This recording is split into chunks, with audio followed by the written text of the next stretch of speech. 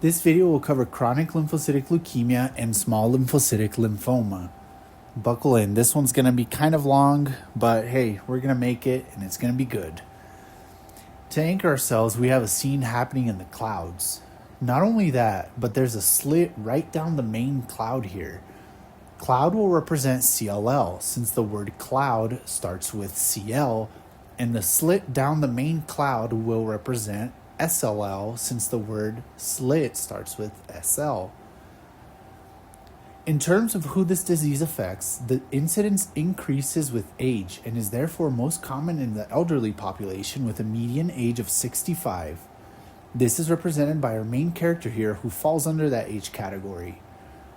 One of the characteristic features of SLO is that on H&E you see pseudofollicles, which consist of prolymphocytes and paraimmunoblasts.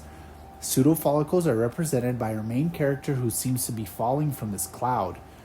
You could even say he is pseudo-falling, which sounds like pseudofollicle. The fact that he's holding a soccer ball represents the coarsely clumped chromatin seen in the CLL-SLL lymphocytes. The chromatin is often described as looking like a soccer ball. If you notice on the main character's outfit, you will see that he must have spilled some purple drink on it, creating this smudge.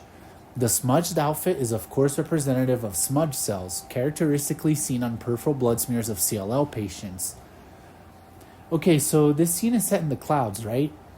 Maybe these characters are all in the afterlife. Call it heaven or whatever you want. But it seems that the criteria to get in are pretty strict. You see that sign that says $5,000 to enter? Better start saving. This represents the absolute lymphocyte count of more than 5,000, which is by the WHO an essential criteria for this diagnosis. Moving on to the strange, or you could even say atypical cloud back here. The strange cloud represents atypical CLL. Atypical CLL has a higher proportion of prolymphocytes, 11 to 55%. On this strange cloud, there's an imp. The imp represents prolymphocytes, since they kind of sound similar, right? To remember 11 to 55%, we can simply remember that typical CLL has a tolerance of up to 10% of prolymphocytes, which I think is not too bad to remember. And then, of course, if you have approximately more than half of cells being prolymphocytes, then at that point it's extreme and it becomes B-cell prolymphocytic leukemia. Atypical CLL is associated with trisomy 12, strong CD20, FMC7, and surface light chain expression. Let's break it down. Trisomy 12 is represented by the imp holding a trident that has the number 12 on the tip. Strong CD20 is represented by this muscular Tweety character, since Tweety sounds like 20 and this Tweety in particular is real strong. Surface light chain expression is represented by this surfer, since surface sounds like surfer, and this surfer is wearing a chain. But you could say this is a pretty light chain, nothing too flashy or heavy. And finally, FMC7 is represented by the surfer shirt that says family, since family can be shortened to FM, and he's surfing in the sea, which the word sea is pronounced exactly like the letter C.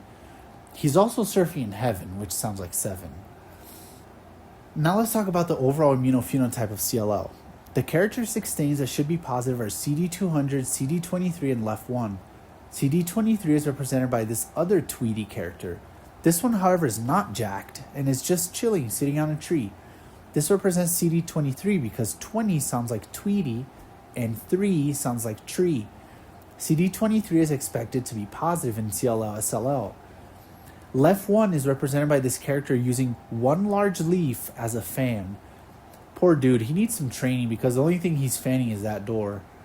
Well, one leaf is similar to LEF1, right? LEF1 is also expected to be positive in CLL-SLL. The World Cup is less than 1 year away, and it looks like our character treated himself to the new World Cup soccer ball. Have you seen the prices for those, by the way? It's actually very close to the price tag here in this scene, which I think is kind of ridiculous. Anyway, CD200 is represented by the price tag of 200 on the soccer ball. CD200 is expected to be positive in CLL-SLL. One more important one to remember is that CLL-SLL are usually negative for cyclin D1, which is represented by this gas station here, clearly telling all these people that there will be absolutely no cycling around the gas station. Now let's talk a bit about prognosis. CD38, CD49D, and or ZAP70 expression imply an unmutated IGVH status and therefore an unfavorable prognosis. CD38 is represented by this wooden gate, since gate sounds like 8 and 3 sounds like trees, which of course trees are what wood comes from. CD49D is represented by this door with vines on it because the number 4 sounds like door and the number 9 sounds like vines. A little extra is the fact that it's CD49D, and that little D can clue us into door. ZAP70 is an easy one and is represented by this character here about to zap or tase someone. Don't ask me why, I just work here. Now let's talk cytogenetics. CLSLL is associated with deletion of 13q14, trisomy 12, deletion 11q, and deletion 17p, from most common and best prognosis to least common and worst prognosis respectively. 13q14 is represented by this thirsty queen who has a fortune, as all queens do, right? Thirsty sounds like 13 and 14 sounds like fortune. We've already covered trisomy 12, so let's move on. Deletion 11q is represented by, as our British friends from across the pond would say, this Q at this familiar gas station. Doesn't the gas station's name sort of sound like 11? And since there is a large Q outside, we can put these together to remember deletion 11q. Work with me on this one. Deletion 17p is represented again by these strict standards to get into heaven. Nobody under 17 years old is allowed. You could say that there's a deletion of those under 17. And since what is being deleted are people, and the word people starts with a P, we'll remember deletion 17p. Lastly, let's talk about treatment. Fludarabine, which is a purine analog, is used alone or in combination with chemotherapy and rituximab.